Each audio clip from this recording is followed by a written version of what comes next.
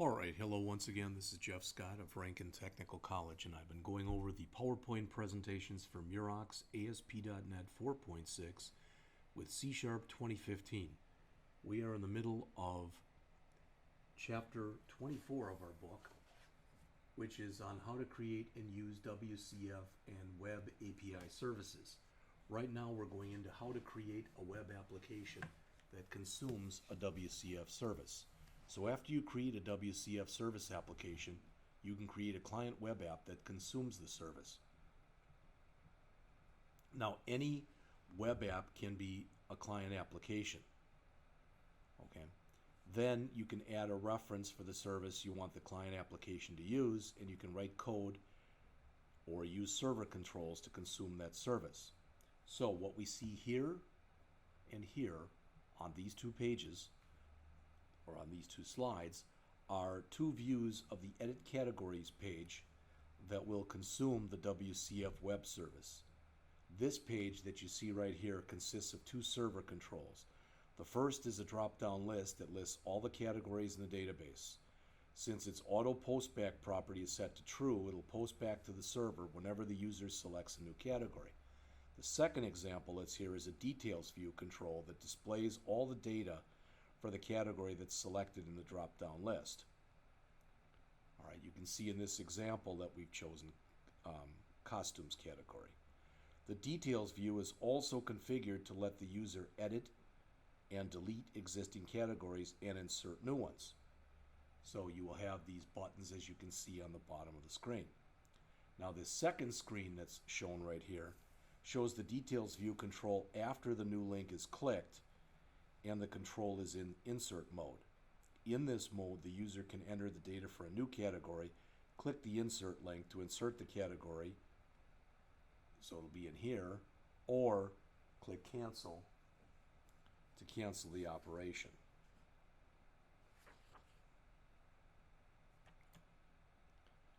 Now, to make any kind of WCF service available to a web client application, you add a reference to the service in the client application using the Add Service Reference dialog box, which is shown here and also in figure 24-7 on pages 848 and 849.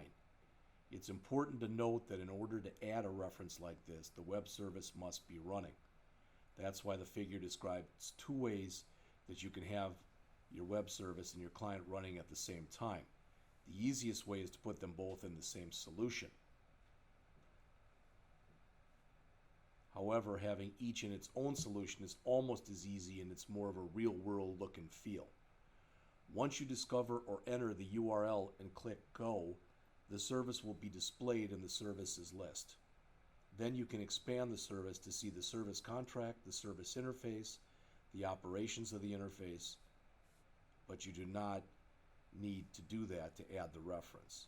When you do add a reference to a WCF service to a web app, Visual Studio creates what's called a proxy class that provides access to the operations and data types that are defined by the service, and it creates a folder for the service reference named Service References. All right, you'll need to make an adjustment to the client app for this chapter after you download it from the public website before it works. This is because the client application and web services for the chapter use IIS Express, which means that their URLs contain port numbers. Because the port numbers on our computer will be different, we'll need to change the service reference for the WCF service so it has the correct port number. To do that, we need to delete the file for the service reference from the services folder for the client app, then view it and use the URL to add the service reference back into the web app. So, if that didn't make any sense, what the author's saying is, I've got here the services for WCF, and I've got the example here, but the author, I think, is saying in here,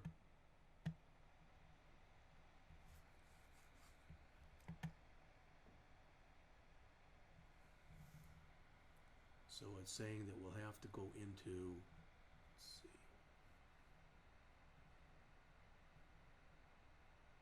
to change the service reference.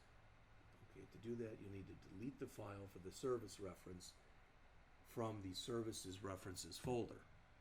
Well, I don't even see a services reference folder, unless I'm bringing up the wrong one. Service WCF, which is what I would think that one would be.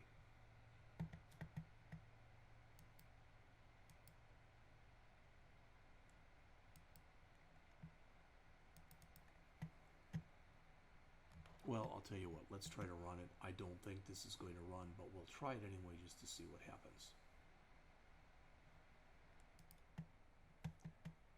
As you can see, I am a virtual neophyte when it comes to using this stuff. I don't even think that I'm looking here to see what I can even use to run this with. And I don't know, so I'm not even going to do it.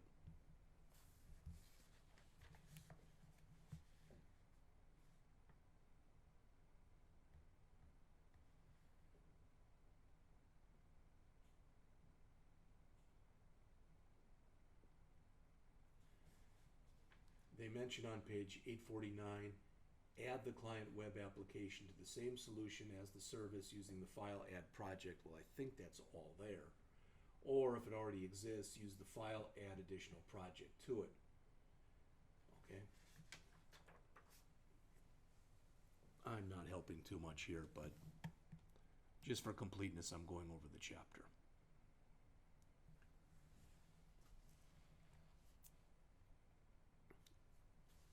As far as how to consume a WCF service, figure 24.8 on pages 850 and 851 show two ways to consume a WCF service in a client web app after we've added a reference to it. The first example shows how to do it with C# code. This code starts with a using directive so you can work with the service without using fully qualified names. The code then creates an instance of the proxy class for the service. Once you've created the proxy class object, you can use it in all operations the service provides. The second way to do it is from a client web application, is with its data sources and data bound controls, and I believe that's what they're showing here. You may configure an object data source control to work with a WCF proxy class in the same way you do it for any other data access object, by clicking its smart tag and choosing configure data source object.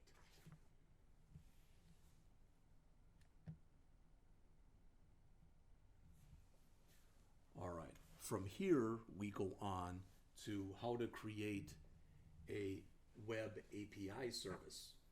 All right, so I'm going to stop right here, and this, which is the next 2, 4, 6, 8, 10, about the last 12 pages of the chapter, including a project. We'll hit on most, if not all of that, in the next video.